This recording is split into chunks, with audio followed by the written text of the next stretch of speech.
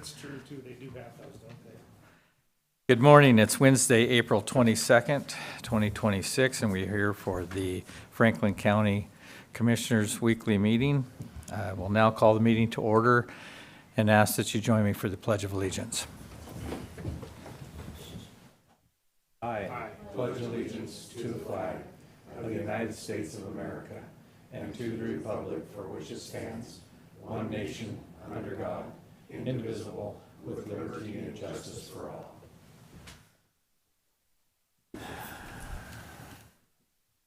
Adoption of current agenda. Is there any additions or corrections? Mr. Chairman, I move for approval of the agenda as presented. I second. We have a motion and a second. All in favor signify by saying aye. Aye. Aye. Motion passes. Public comment. Is there anyone in the room today for public comment? If so, please come forward, state your name, and you have 3 minutes. Thank you. Good morning, Commissioners. For the record, I am Jen Herrera, the Board of Equalization Clerk. I wanted to provide a brief update of the vacancies we have on the board. Currently, we have 2 positions and are continuing our recruitment efforts. We have received applications, however, we're still seeking additional qualified applicants. These positions are $75 a day and are seasonal. Hearings will begin in October and held every Thursday morning until the petitions are complete. Newly appointed members are required to attend the Department of Revenue training scheduled for June 23rd and 24th. The applications are available for the volunteer application online or may be submitted directly to the Commissioner's office or directly at the window.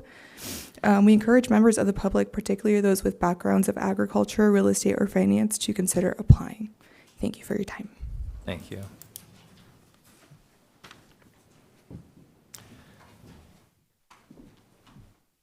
Good morning. Good morning. I am Brittany Roski, and I am the Franklin County Juvenile Court Administrator. Would you pull that down? Sure. Thank you. I'm a little short, sorry about that. Quick update. So last time we were here, we had just seen the proposed unfinished space over by the sheriff's. It sounds like that's not going to be an option for us, just due to budget, it sounds like. So on Friday, I viewed the second proposed space, which is the old Corners building and the LFO area that's going to be vacated. I do think that there's a way to make it work, so I plan on bringing that back to the board for approval next week. I officially became a Franklin County employee on Monday, so that's exciting. I have a desk set up in the old Corners building. I met with AOC on Monday. They're the ones who oversee all of our state systems. They have never done this before, separating a court system, so they are working diligently, and they're making really good progress. And they really do think that we'll be almost all the way there by June 1, by the time that it separates. Yesterday, I met with Corey Redmond and Maya Kekik to discuss grants and the EBE contracts. So I'm going through the process of setting that up so we can get it going. This afternoon, I'm meeting with your IS so that we can talk about all the different systems that we're going to need to have when we come over here, and hopefully kind of guinea pig me and make sure that everything is going to work before the staff comes over. And speaking of staff, it sounds like a proposal from both Benton and Franklin counties came out to the current juvenile court guild. So I'm hoping that we can start hiring within the next couple of weeks. And then following this meeting, I'm going to meet with Mr. Danzel. And I just invite you, if you want more information or have any questions, I would love to meet with you. Thank you. Thank you.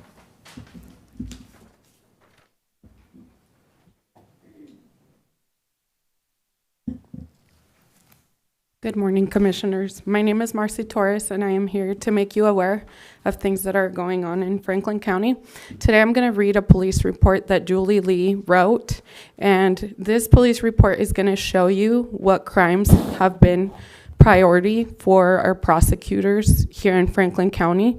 We have people walking around that have raped children, that have done things to kids, and they're still waiting because there's a lack of prosecutors and defenders. So I'm going to go ahead and get started.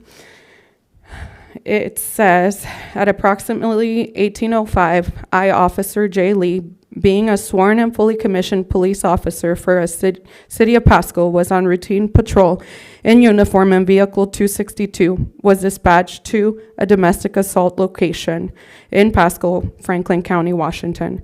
The caller advised dispatch that he was hit in the head by Marcelina Torres, his ex-girlfriend. I arrived on scene and Marcelina answered the door. I spoke with Marcelina away from Oscar as Officer Wright spoke with Oscar. Marcelina stated she and Oscar are in a relationship and have a child in common. She advised they have been together for several years and are engaged to be married. She explained tonight they were arguing because they have a shared business and he is not doing his part and causing unhappy customers. So she went to the residence tonight to request him to sign a contract to close down the business. Marcelina said she never hit him. It was only verbal, and she believed he called us to accuse her of hitting him because she had called Pasco police on him, and he was arrested for DV assault. And this was his way of getting back at her. I then made contact with other person stated Marcelina had hit him in the head with an open palm. He explained he was sitting in his kitchen table, his computer, and she approached with a document to sign requesting he close the business. Other parties said he took the paper, crumpled it in a ball, and threw it into the floor. Other party advised right after he threw the paper, Marcelina hit him on the side of the head. He described her as standing to his right with her left had she swung at him and hit him on the right side of his head above his ear. I look at the area where he had stated he was struck. I did not see any visible injury. Other party advised I probably wouldn't see anything because she hit him with her open palm only. I returned to Marcelina and read her Miranda. She stated she understood and would talk to us. I advised her that the other party stated she had in fact hit him. Marcelina said she did not hit him. That was him lying. She again stated he is accusing her of it because he was arrested in the past for assaulting her. I returned to the other party again. I explained to him what Marcelina stated. Other party advised he was not falsely accusing Marcelina. Have to continue. I will Thank you.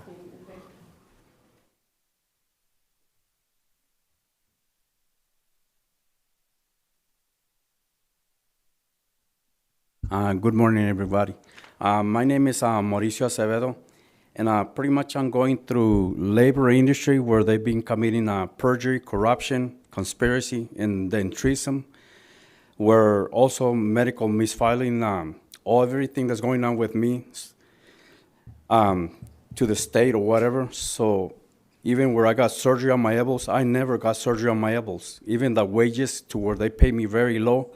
And then there's a lot of money that they made it over, the overpayment. They never, pay me a lot of this money. So also misfiling medical misinformation, so I don't get the right surgeries, in which I already had surgeries on both of my feet. And then I got a problem with my knee where I ran into the pipe, the front of my leg, the right leg, where I hit the pipe. And then here a while back in September 30th, a ladder where they got springs and they got wheels. And we reported this thing so many times to the company, and I don't want to say like bad words, but yeah, where it pretty much took my lower back, where the thing went up on one side, and it just went to my lower back. So I've been dealing with financial problems, where I got no money, where I haven't really worked, where sometimes, where I got a little better 1 day a week, 2 days a week, and where I have to pay insurance for family, sometimes they don't leave me nothing. Also where my wife, she had COVID-19, 7-10 days in the emergency room in Trios, and then open heart surgery, and then to where also she had 2 strokes here in January 25. So she's got no money coming in from the Social Security because they're coming in perjury, corruption, to where they want to lie, like where my wife is not in this stage. Her doctor already pretty much disabled her because she can't work, and she's a full-time diabetic, taking insulin, every kind of medication that you can think of. So me, on the other hand, it's like, I'm just trying to hang on to whatever, like this guy said, he believes in God, so do I. It's like, Yeah, I never stole them, try to steal in my life, sell drugs or anything, and I don't intend to. So hopefully maybe you guys can help me a way to see, yeah, how to get this done. Because I mean, like labor industry, they're just committing really bad things. Like I said, lying about a lot of things. Also, we're taking the money that really belongs to my family. Also giving me like an impairment, very low, like, yeah. I don't know if it's because of my color scheme or I have no idea. But I'm hoping maybe you guys can do something. I mean, I worked since I was 12 years old. I kind of heard about Mr. Dieter. He might know, Jesse Thor, Clyde Hawkins, all these guys that I used to work out in the fields, cutting asparagus, jump off Joe, you name it. And then now I work for Lamb Weston for 39 or 40 years. I have now. They are corrupt, the same. Yeah. Thank you. Thank you.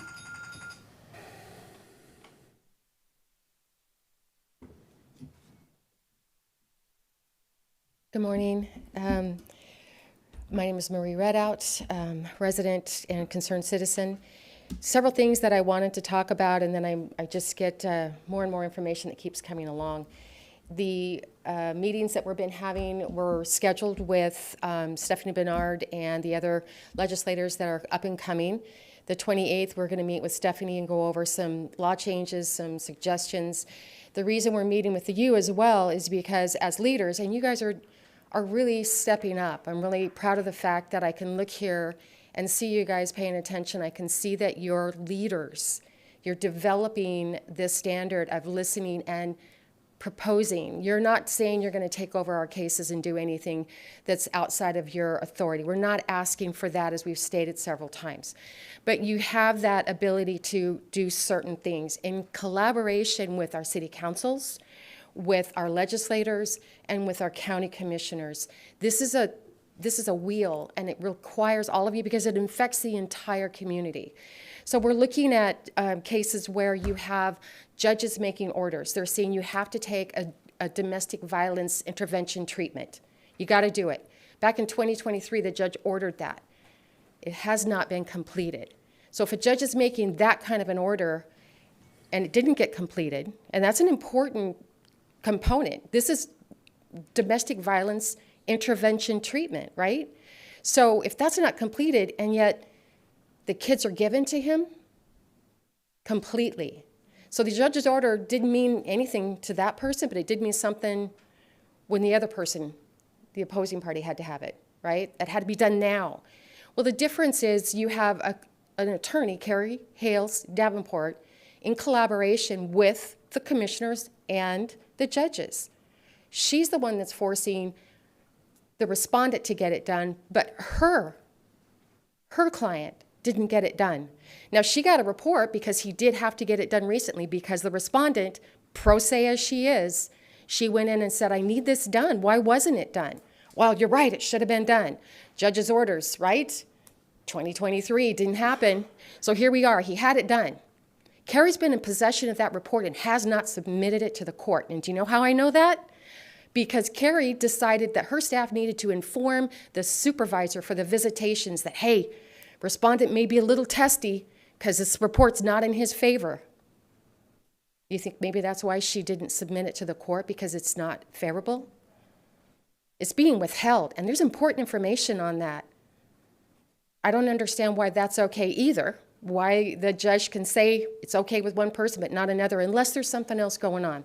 And we talked about other things too. And by the way, Mindy's not the only one that's happening to. There's lots of other women that have come forward and men that have come forward with the same scenario. My next topic at the next session, if I could still do that. Thank you. Yeah.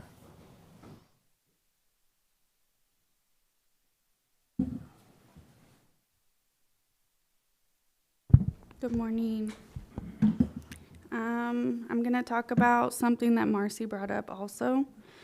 It's a classic example of this in domestic violence. So it's called DARVO.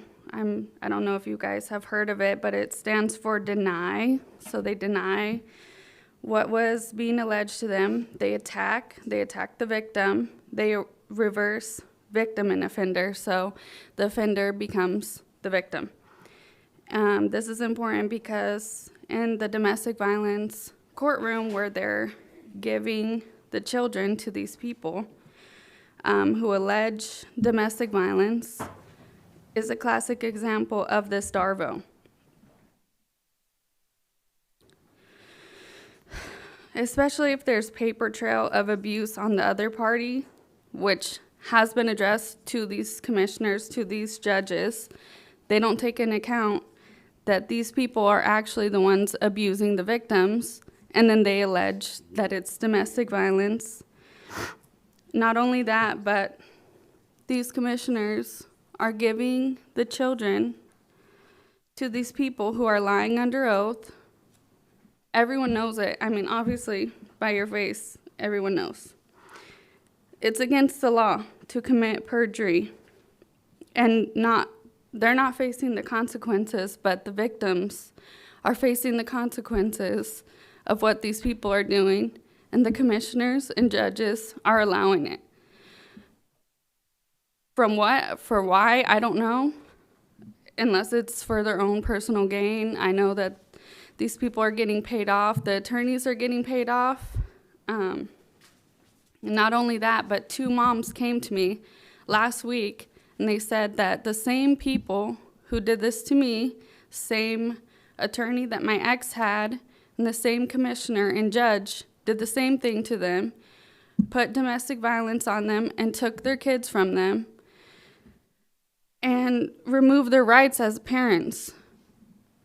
There needs to be some sort of training, at least, on this DARVO. It's a big thing, and it's happening right here in Franklin County. It's happening all over the world, but there needs to be some sort of training on DARVO. I mean, at least. But I thank you guys for letting us come up here and talk. It does help, you know, knowing that I'm not alone, knowing that there's other people going through the same thing. So I thank you guys for letting us talk up here. Thank you.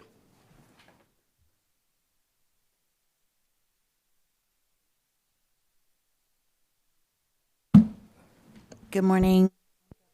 Thank you for hearing our concerns. I'm a mother, a grandmother to a child whose basic human rights are being violated right here in the family court system in Franklin County, one of which is broken. My grandson could be here today, so I'm speaking on his behalf. Bless his heart. Be here if he could.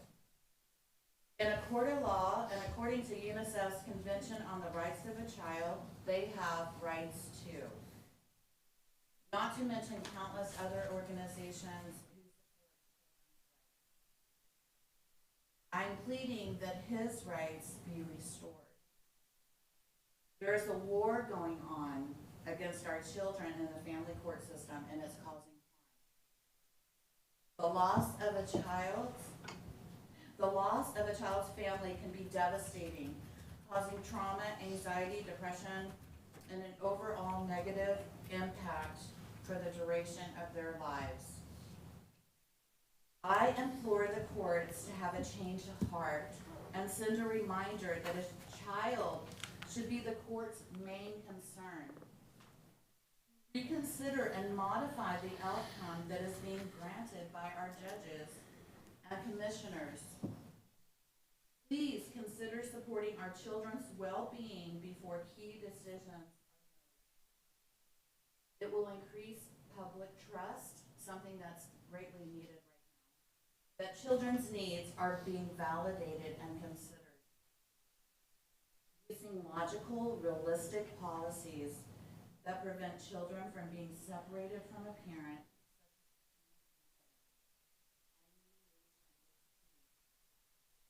Shady tactics that are proposed and created by attorneys can no longer be granted based on spitefulness by the other parent. Please view them as adult conflicts and prioritize the best interests. No one is above the law, and abuse of any sort of power will not be permitted to continue here in the United States of America.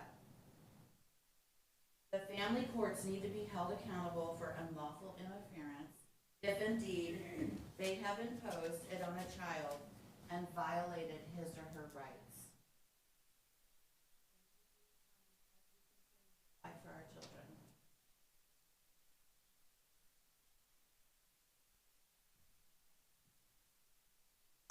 Anyone else in the room for public comment?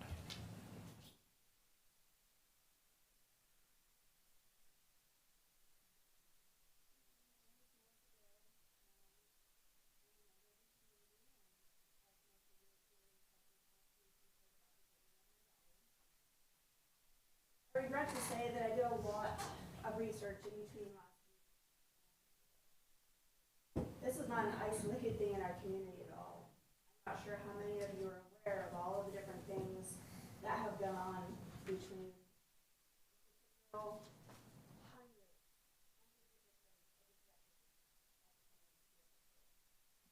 noticed he was raping boys when he was taking all of that went on for decades. That's not uncommon with predators. They're often very, very liked, loved, admired, respected, looked up to. I would like to bring attention to a case that I noticed that I was researching that bears a lot of parallels and similarities. So this was at Chinook.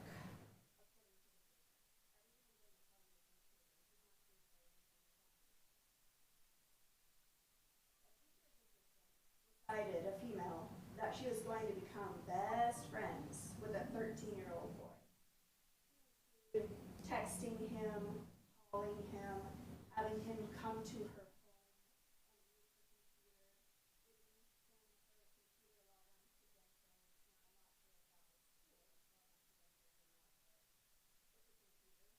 fair to say that may have been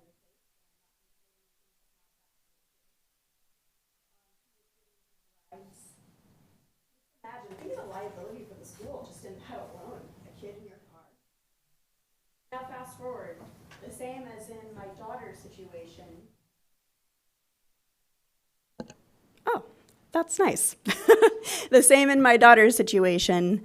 A fellow colleague reported her to administration, and the principal admonished her, according to the article, and said, hey, this has got to stop. Well, guess what? She decided, yeah, I do what I want.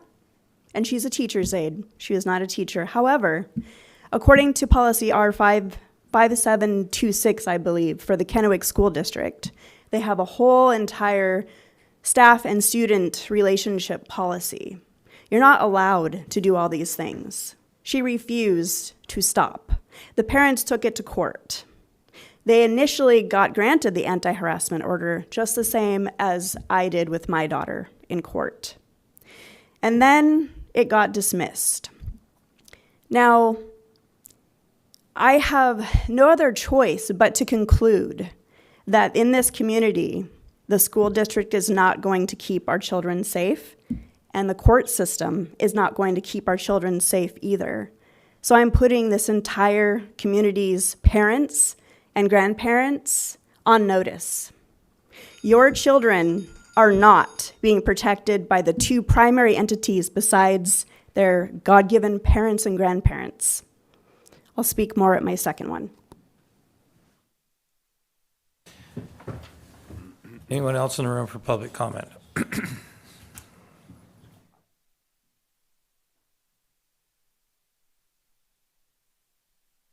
I was just looking at one of your resolutions, and you're going to talk about create Superior Court budget lines and accountability and transparency. So with this transfer of the juvenile facilities and judges and everything, it assumed like you guys were going to be doing this to save the county money. And it was going to cost about $500,000. But it also looks like you guys weren't prepared. You guys had no clue what was going to happen. And so who was responsible for that? Who was the person that, because you don't have facilities for the judges, you don't have everything that's needed, you guys weren't prepared. So who is responsible for that? Who made that decision? So, and are we can get the bottom line? I think it was like 2.1 million, and I don't have the numbers in front of me because I wasn't going to talk about it. For the overall, if we stayed with Benton County, the joint at Benton County, but coming with Franklin County on its own, how much more is it going to cost us more money for all these services and everything we've got to add onto now? And who's responsible for that? So again, if that could be discussed, I'd appreciate it. Why don't we, this public comment. Mr. Chairman, could we get IS to come in? Almost every meeting, we have a phone ringing. I can hear the phone ringing right now. Is that in the waiting room? We got to call in. That's what it is. For public comments, do we have someone on the phone?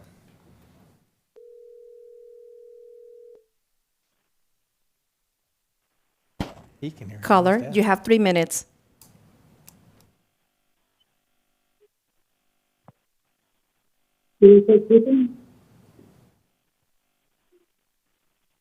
Caller?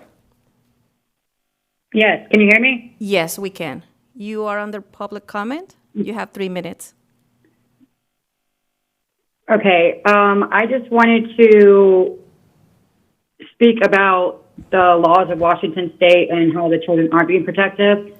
I have 5 children, one of which I share with a convicted sex offender in Washington State in Yakima, Washington, who was convicted of having over 30,000 images of child pornography and 120,000 videos and pled guilty to it. But since I moved there in 2013, I was not aware of his previous conviction because I met him on a dating site. When I told CPS what had happened, they opened a case, but not for 4 years. And then after 7 or 8 forensic interviews saying that this same man has touched them, they called it hearsay of a child. I don't understand how somebody with 30,000 images of child pornography and 120,000 videos convicted can have access to children at all. And when you call out for the people to help, the mom is in trouble or has to pay the cost and the other siblings to fight something that they're saying isn't wrong. So I want to know how 2 children, ages 11 and 12, after $160,000 I spent driving from Virginia to Washington State 11 times in a year, paying a lawyer, winning relocation twice, how does a judge just take it back because I refused to get my address up when I moved and finally got my kids to safety after 10 years? Like, I have no idea how Washington State law works, but I understand that they are not to protect children. They don't have anything in place. The man who was convicted is living right next to an elementary school. And I would like to see laws change. I believe that if you were a convicted pedophile who was supposed to do 30 years in prison but didn't because he was mentally incompetent, you should not be allowed around children. I should have had to go through court for 10 years and spend well over $500,000 in 10 years and moving houses and just being behind in life to cater to a sex offender that has pled guilty. Like, the whole system is corrupt. And I am coming after Washington State legally. I just want to know what's going to be done. Like, now I have 2 of my children, the 11 and 12-year-old, were taken from Virginia on March 30th, by court order of Judge Shay Silverthorne in Yakima County because I refused to get my address up after my relocation was granted. So what's going to be done about that when my children are arrested and raped? Thank you, caller. Is there anybody else in the room for public comment?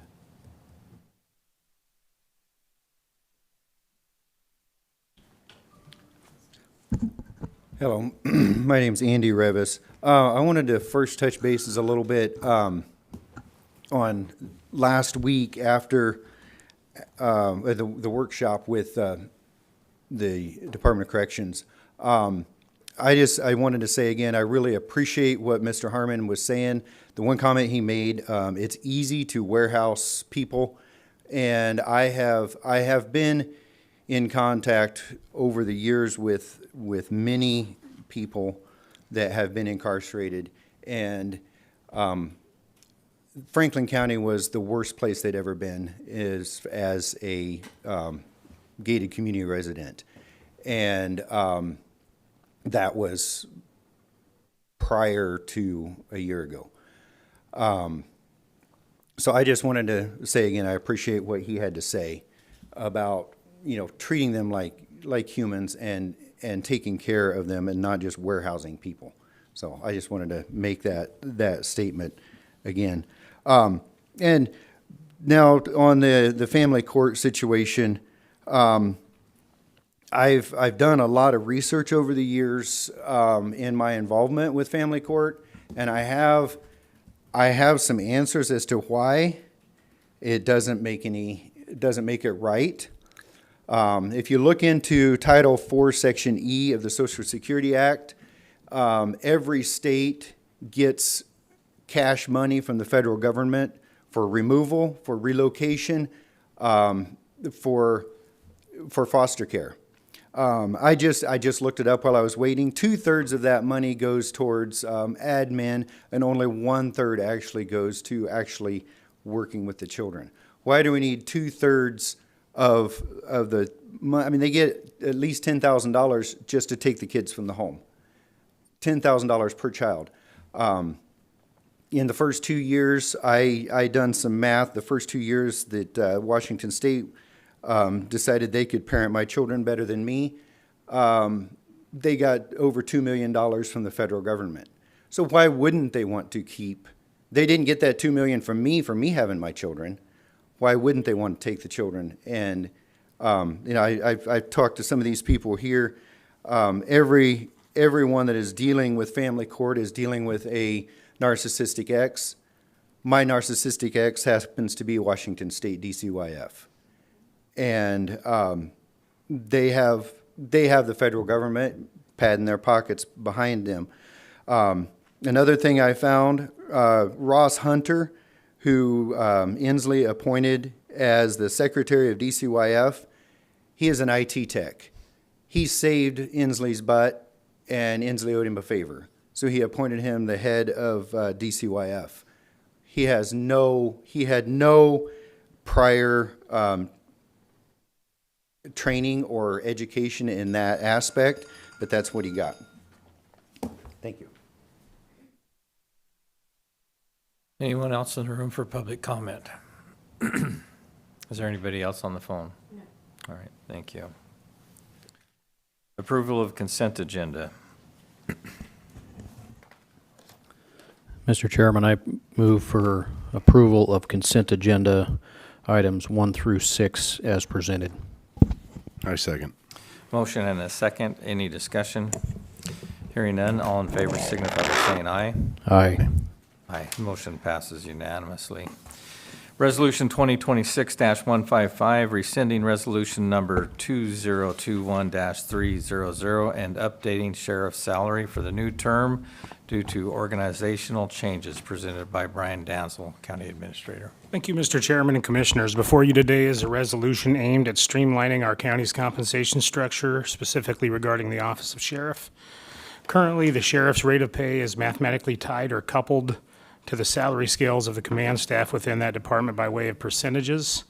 While this was historically, I believe, intended to ensure a logical hierarchy, it creates unnecessary administrative complexity and could become problematic from a financial standpoint as you move forward. The measure before you today proposes to decouple these figures, allowing the board to set a simple, transparent rate of pay for the sheriff as an independent elected official and not based on percentages above positions that bargain for compensation. I do want to clarify the impact of this. I want to be very clear on what this resolution does not do. It does not alter the current sheriff's existing salary. It does not impact the pay scales or existing contracts of the command staff. It does not nullify any previously negotiated agreements. This is a structural change intended to simplify our payroll logic on elected officials only and provide the board with direct oversight over the specific salary moving forward. And taking into account market analysis and benchmarking, you'll see that included in the resolution is a thorough analysis of how our sheriff's compensation compares to neighboring jurisdictions. The data is in your packets. For context, until last year, Benton County Sheriff was compensated at $135,000 per year. Earlier this year, the rate was adjusted to $160,000 per year. As you review the attached analysis, you'll find that our current salary for the sheriff remains well within the standard deviation of surrounding counties.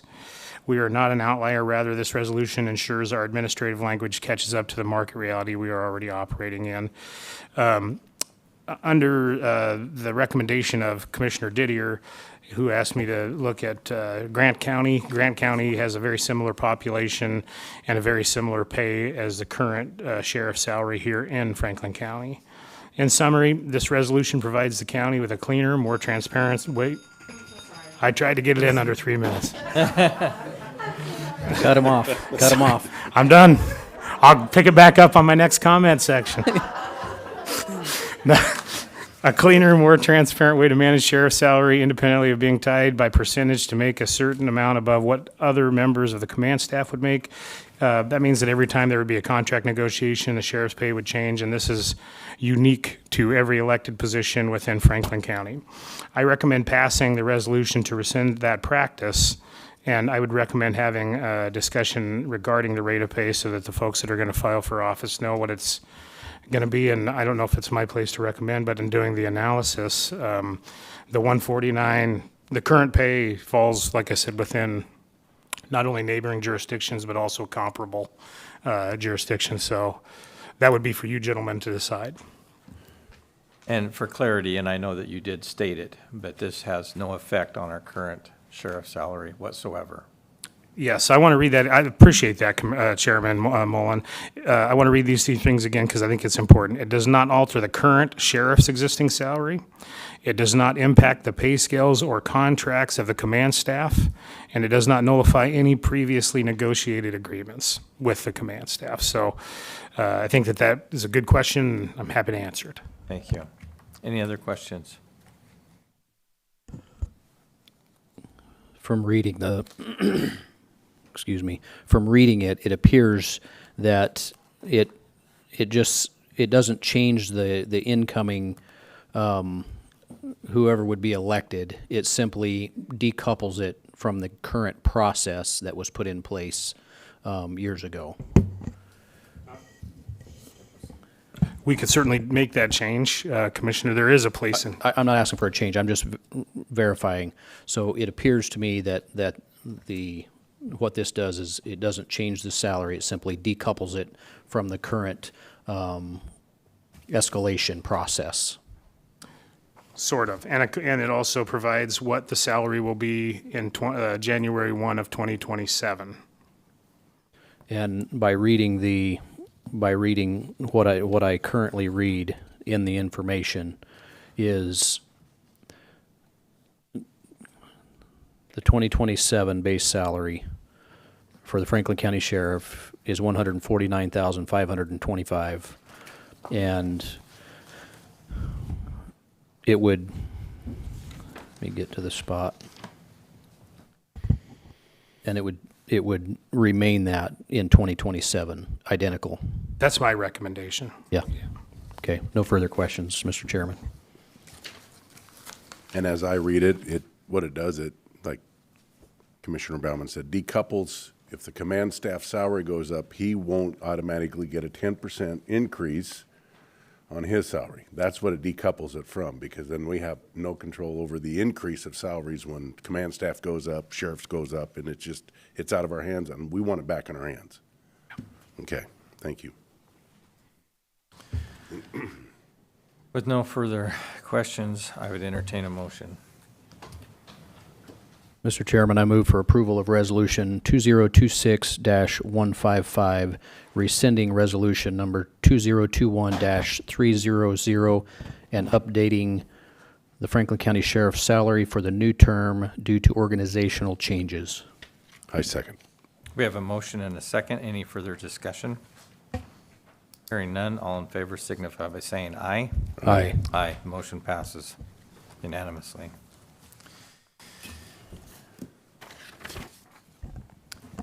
Resolution 2026-156, establishing mandatory budgetary vetting process for all new personal hires and reclassification requests, presented by Brian Danzel, County Administrator. Thank you, Mr. Chairman and Commissioners. The resolution before you today is a strategic step forward, ensuring the long-term financial solvency of Franklin County. As we are all aware, personnel costs represent the single largest ongoing commitment to our budget. To maintain our duty to the taxpayers, we must ensure that every new hire is not just a good idea, but a sustainable financial decision. This resolution establishes a mandatory budgetary vetting process for all new personnel requests. It's designed to replace informal requests with a rigorous, data-driven framework that eliminates the risk of inadvertent overspending. The role of the budget analyst. Under Section 1 of the resolution, we are formalizing the role of our budget analyst, Rosa Gomez, as a primary gatekeeper financial vetting, effective immediately. Any request to hire new staff for step and grade increases, whether the position is already in the budget or is a brand-new supplemental request, must undergo a formal review by Mrs. Gomez before it can be placed on your agenda for approval. This ensures that when an item reaches the board, you are equipped with more than just a departmental request. You are equipped with an independent fiscal impact report. Section 2 and the attached Addendum A outline exactly what this vetting entails. This is a pro versus con financial analysis that looks at A, grant sustainability. We will no longer wonder what happens when a grant expires. Ms. Gomez will identify cliff funding risks and verify the sunset dates of external funds. B, short and long-term impact. We will see the projected cost for the remainder of the current year alongside a multi-year projection of salary, benefits, and cost of living adjustments. C, general fund risks. We will explicitly identify if a hire creates a structural deficit or relies too heavily on dwindling reserves. We recognize that the county business must move efficiently, so we're going to try to be able to do this all within 1 week, a 1 week turnaround time frame. And in closing, Commissioners, I would just say this resolution serves as the final administrative safeguard to our financial policies that we passed about a year ago. It ensures that no offer of employment is extended, no action item is approved without a real financial impact report. In the legislature, when I was in the Senate, we call them fiscal notes. If a bill costs money, you'd have to, and I know that Commissioner Bauman's aware of that, you'd have to go before one of the money committees before you're able to get your bill passed. This is kind of the same version of that, to where we'll actually have an understanding of where the funding's coming from, how much is going to be spent, if that is local funding, if it comes from the state or federal government. So it's, I think, an important measure. By adopting it, you're codifying a culture of transparency and data-driven decision-making. You are ensuring that every new hire is a responsible investment in Franklin County's future rather than a surprise liability to the general fund. I recommend that the board approve this resolution today. So, Mr. Chairman? Yes. So, Mr. Danzel, on that, if it does come in the form of a grant or federal or state money, is it then backed up by our budgetary discretion?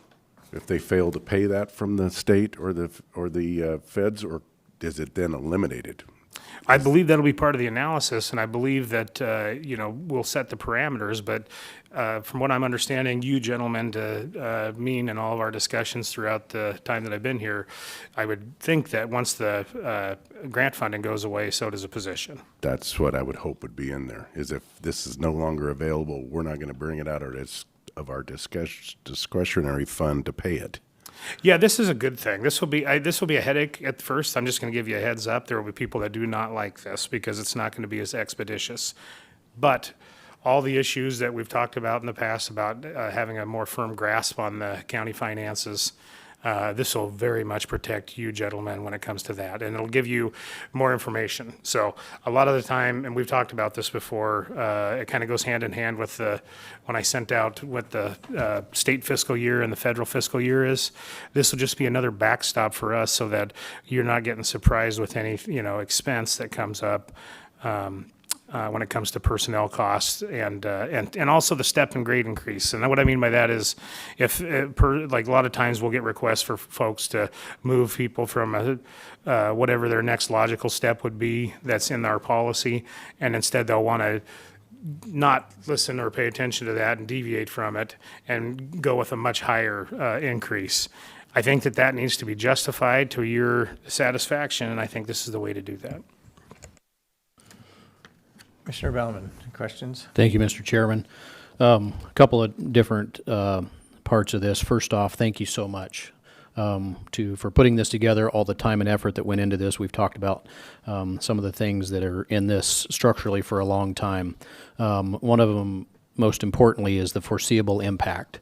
One thing I think that we do a disservice in government is by saying, when we talk about FTEs or full-time employees and the impact, we talk about the salary, and that's only a piece of the picture. The benefits that come along with a full-time employee is between 20 and 35% additional to the cost of the salary. And so by doing this analysis and having a clear picture of the foreseeable impact is going to be very, very helpful. I take the total cost, divide it by the year, and that's the impact. And it's not just the salary alone. And so I think this is going to be very, very helpful. As a businessman, you have to have a full picture to be able to make a good decision. And if you make decisions based on an unclear picture, you get what you did. You don't have a clear picture, and so there's unforeseeable impacts that happen. And so I think this is going to be very, very helpful. And I agree that there's going to be people that are upset and don't like this process.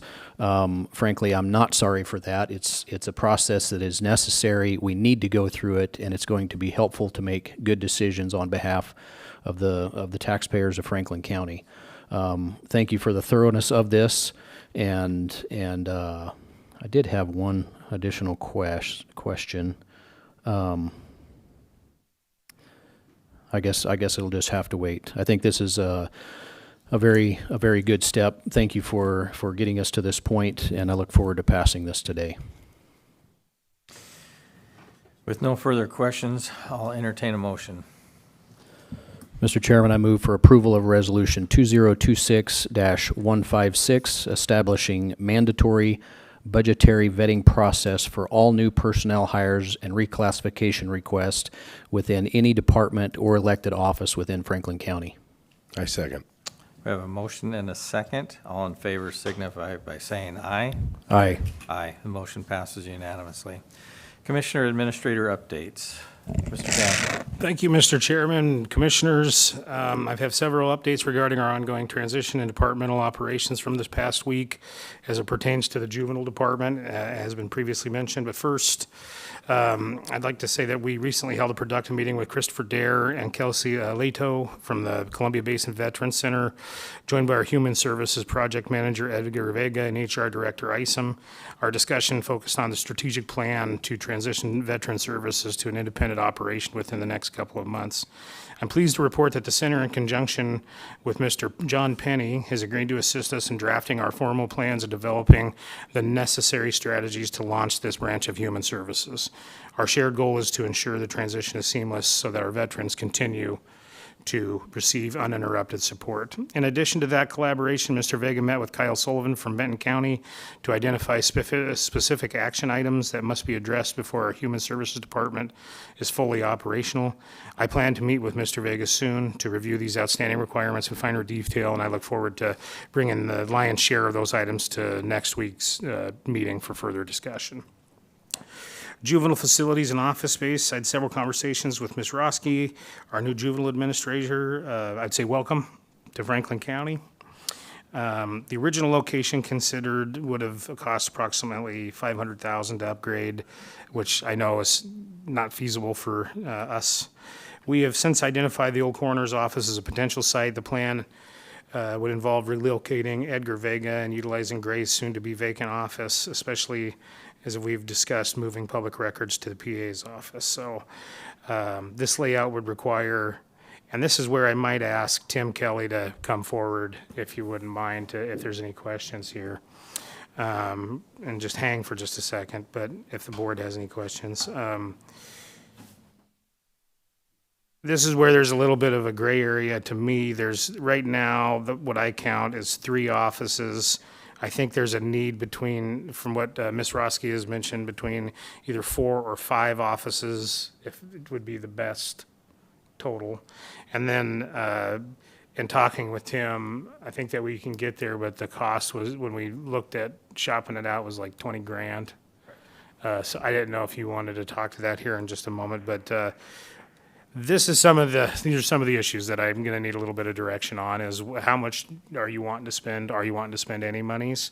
Do we want to try to do it in-house? Do we need to look for other office space? I've tried to reiterate that we're not in the mood of spending more monies. And as it pertains to juvenile department and general, this is an enormous savings for Franklin County. I'm very proud of it, and I'll wear it on my sleeve. I'm very, very excited to look at the year-end report, because I know that we're going to save millions of dollars. So, but with that, there are some startup costs when what was it, 1953? Is that, so when you haven't had a department since 1953, there's going to be some startup costs for sure, and some logistics. Tim, do you want to step forward and talk about what you think the cost would be to add those offices, and possibly if we could do it in-house rather than having to go outside? Yeah, good morning, Commissioners. We, prior to this meeting, had a contract bid for it, just to add 2 office spaces. That bid came in at $22,271.13. Since then, we looked at doing the project management in-house ourselves, where it would be a combination of vendors and our support staff. And I believe that cost for the additional 2 offices would come in right at $14,878 for the 2 additional offices, doing the project management in-house as opposed to contracting the total project out. So am I understanding 34,000 total? No, sorry, those were 2 separate options. Those are 2 separate options? Yeah, the Okay. first option is contracting it at 100%. Gotcha. And that was just shy of 23,000. Okay. The second option is doing the project management in-house ourselves, Okay. and contracting out as little as possible, but what Okay. we need, and doing the rest of the work for under 15,000. So I heard 2 different things. I heard 2 offices, and then I heard the need for 5 offices. 5 offices total, but this number that you're talking about only does 2. What about the remaining 3? And Ms. Roski, you're more than welcome to, I would think, approach 2. But, so, yes, it's in different locations. And so where Gray and Public Records Office currently is just down the hall from where the old coroner's office is. That office is going to be coming open. So it'd make for a great, I think, confidential office. There's already an office in the coroner's building, and there's an office at the LFO and cubicles. So I believe where this is going to take place is, and where I get a little bit scared, frankly, is that it included tapping into some HVAC ductwork to be able to add 2 new offices, I believe, to the coroner's office, the former coroner's. Yeah, so for that one, Commissioner, we would not have to add the HVAC, just lighting and electrical. The map of it, the way we design it is around the current HVAC system, to where we'd have HVAC for all the open spaces and the new offices already currently in there. So not having the advantage of understanding what it is we're trying to do, the old coroner's office had multiple cubicles or office space in the past. Are you talking about like structurally building walls and sheetrocking and doing everything, or what is, I guess, what's the need? Yeah, that's a great question. So the 2 additional offices would be total construction. So framing 2 offices with doors with glass for, I believe that was requested earlier just because of the office nature and having private conversations with minors. And so that would be the total construction cost of the 2 additional in that space. And so adding 2 to that additional space, there would be then 3. And would there be then additional cubicle space there for the additional? So would there be 3 private offices and then additional space for the others, and that essentially would be enough for the 5 offices? So I can speak to that. What I was envisioning is the LFO area, So I'm not familiar with the LFO. It's just right down this hallway. There's one office there, and then there's kind of some cubicle areas set up. So the way that I envision it working is having my office there with my 2 LPU staff, legal process staff, and then having the coroner's building, because it is a secure building where, minors aren't going to be walking around and getting there too. So having my probation officers down there. 3 of them need to have a space to have very confidential, private conversations, whereas our GAL coordinator, they're more meeting with volunteers and they're not actually meeting with families in their office. So I think that could be just a workstation, and so having those offices would work. If we have access to the other office, that could be great, because there could potentially be funding for another position coming from an outside source, which would be great to have another probation officer, but we can have that conversation later. But for now, that would meet our needs. Ms. Roski, I'm confused. So are you talking, when you say that other office, you mean the public records office? I believe so. I haven't seen it, so it's only Can you been go from email. show that? All right. So with the public records office and the one in the LFO and the one in the coroner's office, and I apologize, gentlemen, this is part of the deal, and this is an email train between a lot of different folks, but my advice to everybody was that this needs to be a regular agenda item, that they need to make the request to you as a board. I'm trying to speed this up so that we can actually make the deadline. And so I guess I'm just curious, because that office is going to be available before we go and build 2 offices, and we already have the appropriate space. Right now, as it is right now, with the LFO office, the office in the coroner's office, the public records office you're entitled to, so that's 3. How many more do you need? It would be ideal to have 5. 5 total. 5 total. It would be ideal to have 5 total. I guess, so I wasn't prepared. I didn't think that we were doing this today. I thought we were doing this next week, so I apologize, putting me on the spot a little bit. It could be good but- so we can kind of catch up. Yeah, that's fine. That's fine by me. It's just that this is where there's a little bit of a issue, is that I'm trying to make requests on behalf of that I don't really know, and will never know, because I don't have the years of experience or work that Ms. Roski does. So, Mr. Chairman? Yes. I believe they're talking about the counselors, juvenile counselors being in the 3 offices in the corners, the old corners. And I think and you need privacy for those conversations. Correct, yes. She's going to take the one office has cubicles for her staff. Plus we have the other office there that we have public records in. There's your 5 offices. To fabricate 2 offices in there for $14,000, I think this is a win-win. When we were told this was going to be a $500,000 issue that we had to come up with, we're down to $14,000. We're not saving money. I think this is a win-win. I think maybe we just get clarity on the situation about who's going to be where. I think we're ready to move ahead. Myself. Okay. And the space that I've been told it's called a computer lab. It's adjacent to the public records office now. Since I've been a commissioner for, over 2 years, I've never seen that space used or occupied. And so that could be additional space available too. That might be something that if you could show those spaces. Thank you. I appreciate Thank you. you. I know That's this is very very helpful. out of the ordinary, but again, the whole thing's out of the ordinary, right? So. And All right. go ahead. Just one note, depending on the timing, just with our to go in-house, if the timing is a narrow window, there could be a potential request for a little bit of overtime to complete that. But if it's 60 days out, that would not be necessary. Okay. It would be my opinion that we do it in-house and go for it. In-house. Do you guys want to, and here's the other thing, you could right now, today, add an item to your agenda, pass it, and just get on with it if you want to do that. Or if you think that the other room would be an appropriate office, the computer lab. Do you want that to be looked at first? Or do you want the 2 for $14,000? I trust Ms. Roski. She's already looked at them all. Yeah. I haven't seen all of the rooms. There's only just one that I haven't seen, but even still, I would say I think it's in the best interest to go forward with the 2 offices, keeping everybody together in the But the Corners one you building. have seen is the Corners old office. Yes. And you're ready to go with that? I am, In-house? yes. Okay.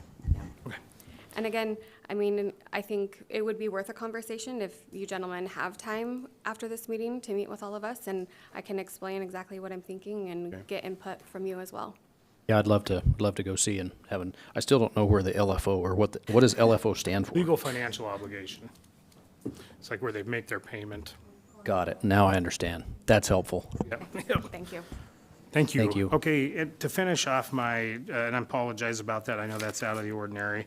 On the fiscal front, met with the auditor's office and our budget analyst review our current financial position. Also attended the budget review committee. Finally, I've continued my regular coordination efforts by meeting with various department heads and elected officials. Worked with Council Briggs and Council Lloyd. Worked with, corresponded with Miss, and I want to get this right, Lemke, or is it Redout, or how? Redout is fine. Okay. Regarding family law workshop on the 29th, I've spoken with Mr. or Council Briggs as well. And yeah, when we were communicating it, one of the reasons was for the aforementioned representative to potentially even make it to our meeting. So I don't know if that's going to happen or not, but I did want to put that out there that we are having the workshop next week. And then, yeah, that'll do it for my update here. So, If there's anything else. Mr. Chairman? Yes. Mr. Danzel, you said representation. Are we asking the elected officials to be in attendance for our workshop, if they are all possibly available? We are, but Commissioner, that actually has already been front-loaded for us by a lot of the folks here. Good. So, yes. And I think it would help if we invited them, because we are a form of government, to invite others in to listen to our concerns, our citizens' concerns. And then, Mr. Danzel, if you would, we were challenged on in the public comment on the juvenile justice savings. Could you go over what we were paying and what we're projected for our stays up there in Martin Hall, the total cost of our own juvenile justice compared to what we were paying? Could you please elaborate on that, for being challenged that we didn't know what we were doing, and when we've been working on this for 2 years, please? No, we're going to save a lot of money, and the issue is that it was every month we paid more like about $333,000 a month to Benton County for not just detention services but other services, as it turns out. We're in the middle right now of a settlement, so I hate to speak too much, but suffice to say, I'll just say that it'll be an enormous savings to the tune of at least $1.3 million, and I believe that it'll actually be further than that, more than that. I think that one of the things that, I'll just say it like it is, change is hard. People don't like change, and people don't like when you come in and do things just a little bit different. But what I would say is that also, I think it's disingenuous to go out and charge the people of Franklin County a juvenile justice tax like we do and not ever build a juvenile justice center. This will allow us to do that. It'll allow us to do it much more expeditiously. It's actually part of the RCWs that we have to. And so anyway, long story short, no, I think that what you're going to find is you'll see that we're going to have $1.3 million in savings. We're going to have more autonomy in that the commissioners are actually going to have control over the contracts of detention. And it brings it back to where it should be, which is that the Board of Franklin County should have financial responsibility over the juveniles that live in Franklin County, as you probably have heard so far. And so I think it's laughable. I actually wear it as a badge of honor when questioned on whether we're making the right call, because I don't think we are. I know we are. Thank you very much.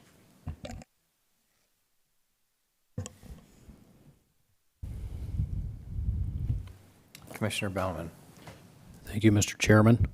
I took a few days to go see some family, so I don't have a very long report, so make 2 comments. One is today is Administrative Professionals Day. And so hats off to Teresa and Jen in our office, and Brian, to you, and everybody in Franklin County, and all professional administrators that serve our community. Thank you for your service. Thank you for all that you do to help the business that needs to get done. And really appreciate all of you, and to the three of you that work in our office, enjoy working with you, and thank you so much for what you do. Second comment is, I was on the call last week, and somehow I messed up and was not a part of the workshop, and so I listened to that this morning, and I just wanted to make a few comments about that. I see Captain Jansky's in the room. Sir, thank you for your service to Franklin County. Please extend my appreciation to Chief Harmon and to the remarkable job that you and all of your staff is doing on behalf of Franklin County.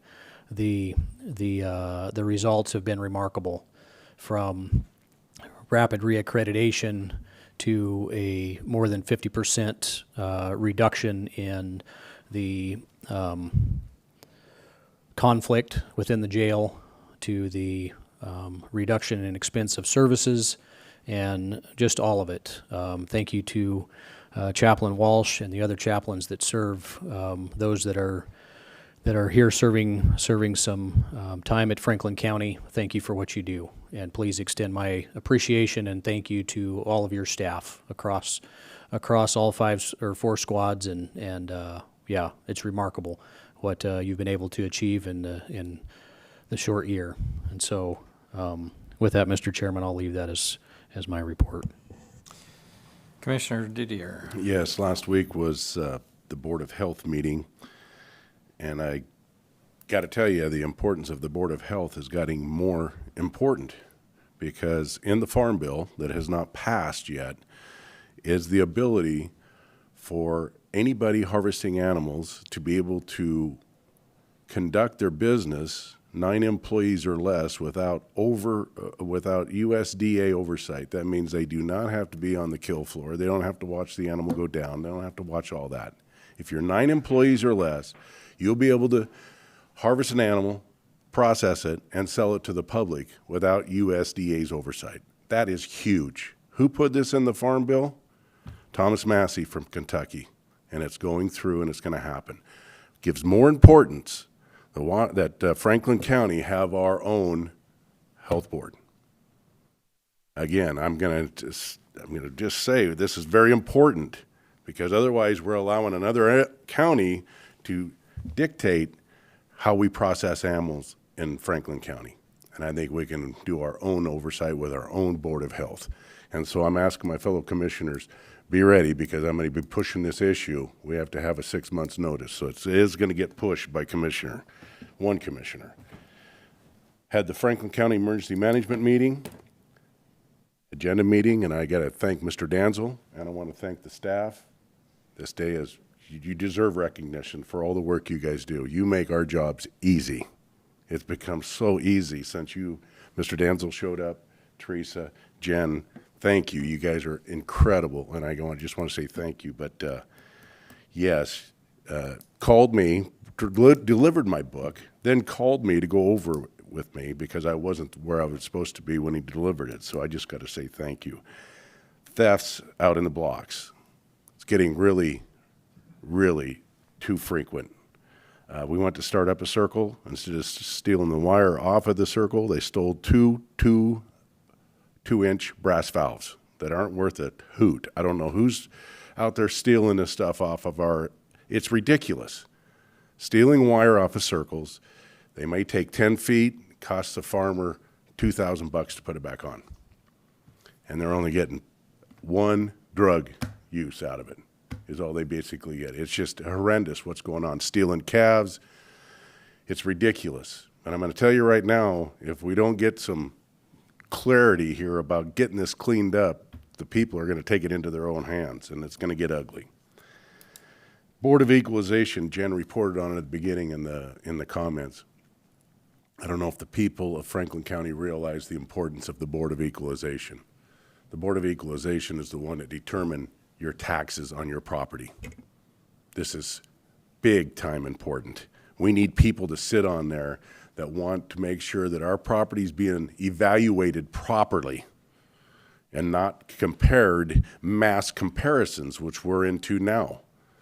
They don't come out and look at your property. It's mass comparisons. So the taxes are going through the roof on evaluations because of this. We need to get back to looking at each piece of property. I don't care how much time it costs.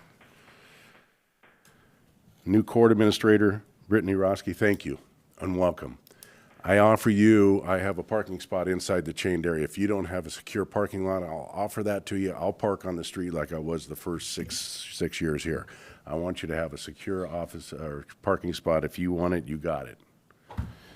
And lastly, family court. Something is definitely wrong here. We're hearing from more and more people all the time. And I'm glad we can be your sounding board. We're not your answer. We don't have jurisdiction, but we are your sounding board. And I say keep sounding the alarm because more and more people are coming forward. I just want parents to be able to have their love and affection for their children and that they can show it to them without going through a family court that seems to be not all there as far as credibility. That's the end of my report. Thank you. Thank you. So last week had Tri-City Regional Chamber of Commerce meeting, the Board of Health meeting, same as Mr. Didier, Disability Board meeting, and Franklin County Emergency Management Board meeting.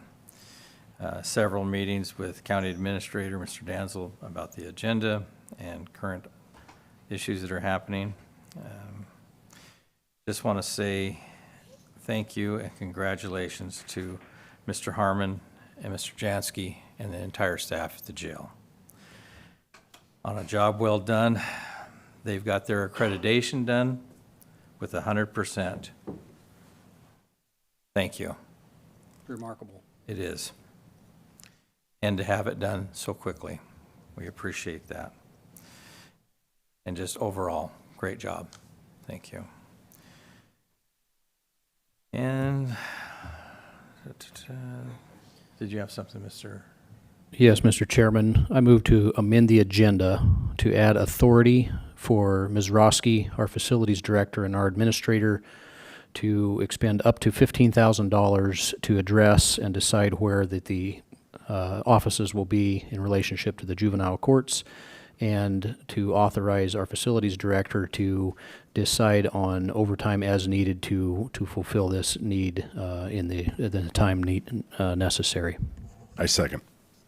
We have a motion and a second. Any discussion? Hearing none, all in favor signify by saying aye. Aye. Aye. Motion passes unanimously. And that concludes my weekly report. I was wondering if you were done. Trying to be efficient. It's all right, you can throw pens at me. That's okay. So moving on to public comment. Is there anyone in the room? Actually, is there, I'm sorry, one moment. Correspondence. I messed him up. You messed with Use your him. gavel. Yeah. All right. Be quiet. This is a letter from Larry Ziegler. Just wanted me to pass that along to you. And then these are the budget materials from the Budget Review Committee meeting. If you could take one and here, pass those down too. And I need your books back. We originally had binders, but I don't know where your guys' binders are so that I can put them in there. Or we can create new. So you let me know. But these are the financials from the Budget Review Committee.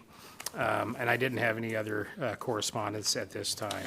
Other than I would like to say I'd be remiss if I didn't also brag on Teresa and Jan and all the different administrative staff throughout the county, but especially Teresa and Jen as it pertains to being able to put this meeting on every week and just keep our sanity. So thank you, ladies.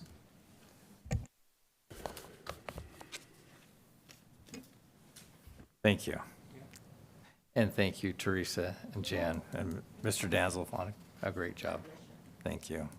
I knew there was something left in my report. I just couldn't have it, just didn't have it written down. But thank you to everybody that makes this work so efficiently. We have a great team, and everybody's been working together, and it shows. And it shows with the jail, with everybody working together, getting their accreditation done. We just have a great team here currently. Thank you. Moving on to public comment. Thank you. I am sorry to be jumped up and taking the lead here real quick, but I have a very important gentleman that's 8 years old that requires early release pickup today. So again, Marie Redout, I'm here to continue what I started earlier when we were discussing that Carrie has failed to disclose to the court the report that the judge had ordered since 2023. So the recourse that everybody knows about, that you all have told us about, that, you know, to ad nauseum we're hearing, oh, contact the bar, contact for the judges, contact the Commission on Judicial Conduct. So do you know the statistics for those guys?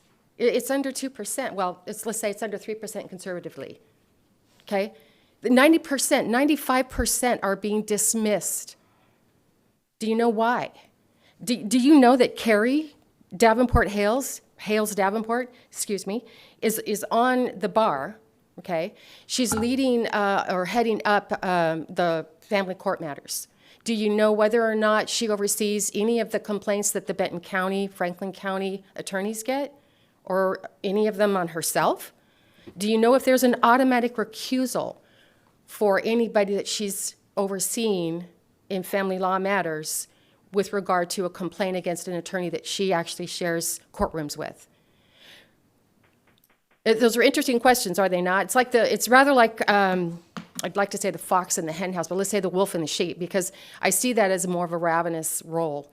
You can't allow that to be your guide. So to tell us that, yes, go talk to these folks, when you're looking at 90% conservatively that are being dismissed on either technicalities, or they say there's not enough information, there's no violation code attached.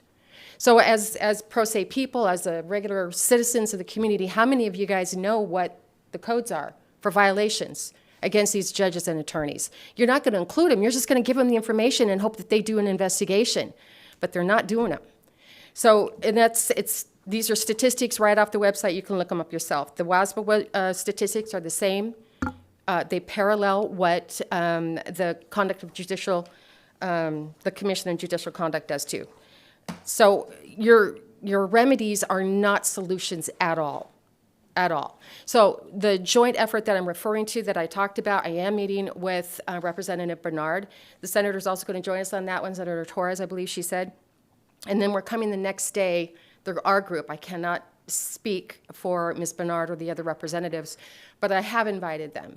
It would be wonderful if you guys would extend that as well, and that we would try to accommodate what we can. I was looking to make it, and I've explained this to Mr. Danzel, that I was looking to try to just keep it focused, so we're not like here, it's not a complaint session. We're looking for solutions. We have bills that we're thinking about representing. Fran has also brought those up previously. We're looking at RCW changes. That's going to require council, your police departments, your sheriff department. RCW just for this custodial interference. That's already on the books, but why isn't it being enforced? You can't even get a guy to write a report. No, sorry, that's a civil matter. We're not going to do that. You're not getting a report even. I'm not asking you to run out and make the arrest. Do your job. That's all for today. Thank you. I've got to go get the 8-year-old. I'm just going to go ahead and continue on this report written by Julie Lee. I explained to him what Marcelina stated. Other party advised he was not falsely accusing Marcelina. Other party also advised he called us because he was afraid she was going to continue to assault him, and the situation was going to escalate, and he would be the one that would be arrested. Through my investigation, I determined Marcelina Torres used unlawful physical force against her fiancé by slapping him in the head with her open palm. After he crumpled up a business contract he refused to sign for her. Due to no evidence of injury, I issued Marcelina a criminal citation for simple assault DV and released her. And Marcelina, other reporting party and Marcelina do not live together in the same residence. Marcelina left the location after being released. So this report stated that there was no evidence, that she reviewed, that she looked at the location where he said that I had hit him, and she found nothing. Another thing is he's a left hand, his dominant hand is his left hand. If I'm going to hit someone, I'm going to hit someone with my right hand, because that's my dominant hand. In this report, she clearly stated that there was no evidence. she still issued me a citation with no evidence. Show up to court, she tells me, just go to court, it will be dismissed. Mike Rio, for 3 years, tried to charge me with trespassing and with domestic violence with no evidence. Mike Rio is also running right now for a position on the bench. And I wonder how many other people this same exact situation has happened. Because now I'm being portrayed in court as someone that's abusive, and that's why they took my son. Over false allegations that could never be substantiated. And it's important to know because Julie Lee's husband's running for sheriff. Now I have questions. You can't say that you have integrity and things like this happen. I can say that you guys have integrity because that's not what you guys are here telling people. I can see it every single meeting that I come here to. When you recuse yourself, when you say, hey, we need to discuss this, we need clarity, we need transparency. You don't have to tell me that you have integrity because I can see it every single time. So this is important because we have people that are trying to criminalize parents, prosecuting on false allegations when it's against the law. People that are falsely reporting are supposed to be held accountable, but they're not. Thank you.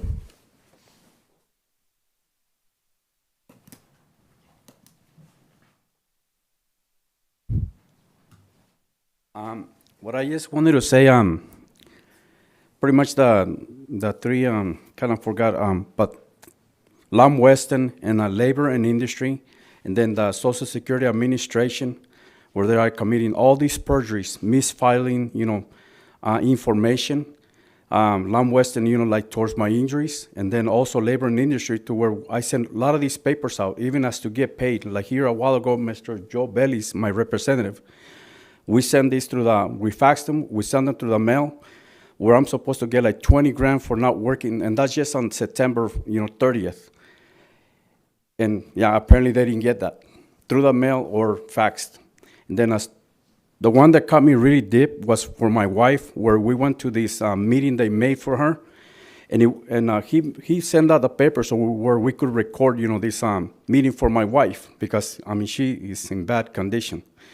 But to where before, the call when she called, her name was Amy, where pretty much where I told her, my wife, when going, to therapy, she already fell like 3 times, or she'd been falling over already like 6 times. But somehow it's like she was not hearing what I was saying. And I told her, so what is it that you need? Do you need my wife to fall in front of you or die in front of you? Is that what you need? And she used a really bad attitude as to, yes, pretty much that's what I need. And that caught me really deep. How can somebody from the Social Security Administration say that? That's my question. How can anybody say that? Also, as for her getting her benefits. Like I said, COVID-19, open heart surgery, and then, 2 strokes in the head. Yeah, her side, left side pretty much is, and then to the other side. And she's a full-time diabetic. So what's it going to take? Yeah.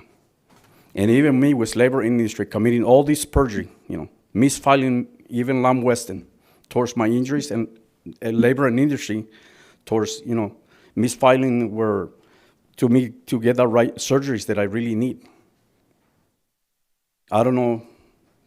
I hope that you guys can help me out, because financially, I don't know what I'm supposed to, how do I pay my bills, just like anybody in here, okay? Water bill, electric bill, you name it, food, yeah. Then Lam Weston, where they misfiled, where I was working every day. So I was working, when I got injured, 2 weeks, I didn't work at all. The next time, only 1 day, 2 days, 1 day here, yeah. So how am I supposed to buy food for my family? And then where they pretty much lied that I was working every day to the DHS, where I was getting food stamps, they were helping me out, $900 and some. I thanked them, they were helping me out. And then Lam Weston lying to them, I only got $130, $125. That's only for food. But as for paying bills, yeah, there's none. As for the Social Security Administration, I don't know why they are doing this to my wife. for a person that's dying, it's like, that's the last thing that you need. Yeah, thank you.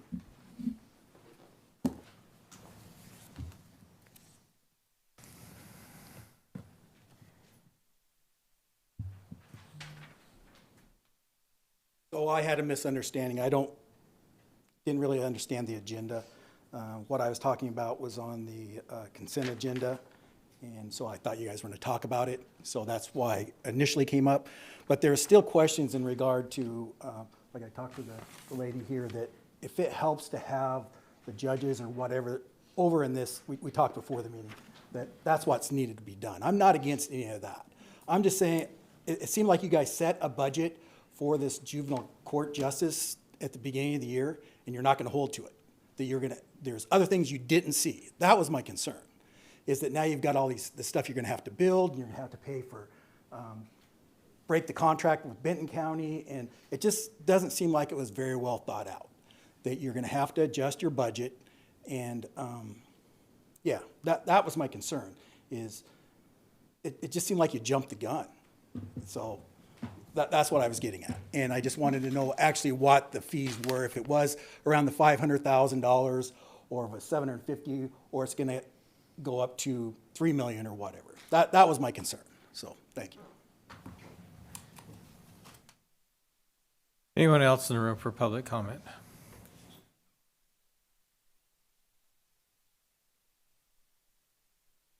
Again, my name is Melissa Good, and I'm a member of this community. I'd like to continue on with what I was speaking about. And I'm going to request from all of you that you please try your best to not go into a state of cognitive dissonance and shut down emotionally, because this is all very difficult things, and we like to think these things don't happen, right?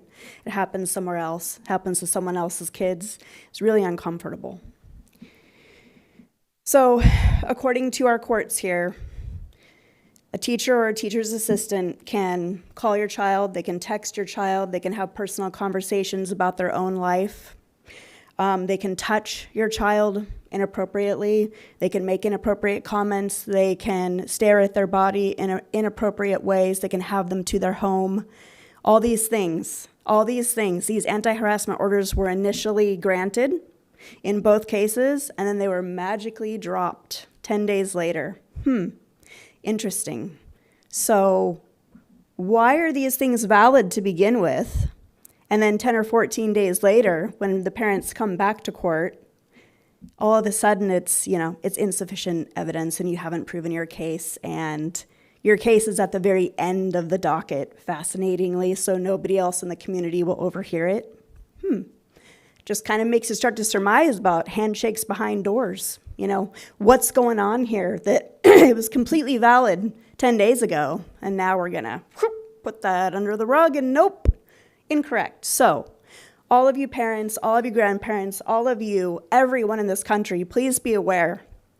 Teachers' assistants can get away with these things, and evidently, judicially, it's fine. And evidently, it's also okay in our school systems, because neither one of these individuals were terminated.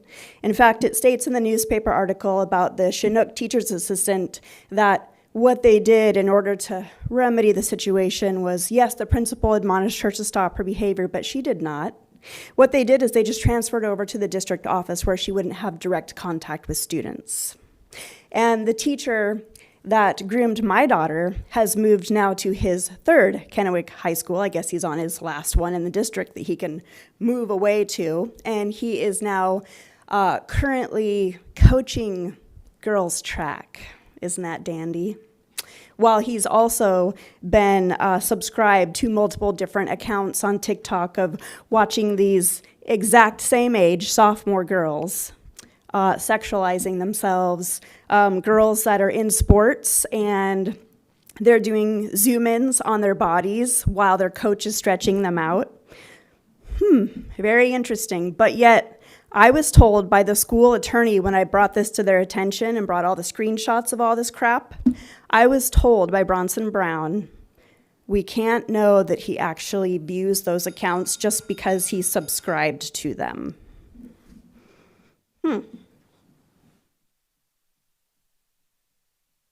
Anyone else in the room for public comment? Is there any callers on the phone? No.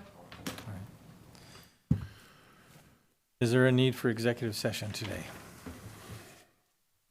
Yes, there is, board. It'd be under RCW 4230 110-1I litigation. Would need about 20 minutes. Present would need to be the board, myself, Mr. Danzel, and the clerk of the board. All right. So at this point, we will go into executive session for 20 minutes. Time is 10:31. We'll be back at 10:51.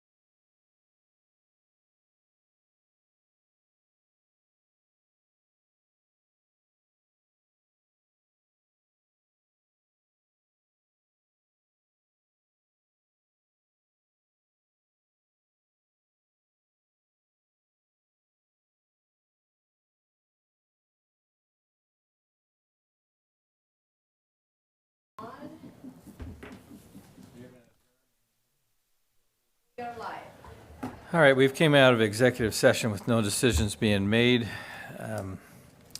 Is there any other business for the good of the county? I just want to say that we have a special election coming up, and elections do have consequences, and your vote counts. And I can say that your vote counts because when I ran the first time, 7 people decided that vote out of 30,000. So your vote does count. I just want to also say that I did get my property tax statement from Spokane County, and they do the same as we do here in Franklin County, where we have a wheel diagram that shows where your money goes to. And about 77 cents, I believe, is what in Franklin County goes to our school district. And in Spokane County, it was 38 cents. So it kind of makes you wonder and ask questions like, where's it going? So anyways, please get out, vote. It's your civic duty and your responsibility. Your vote does count, so please vote. With that, I will adjourn the meeting. We will now go into closed session.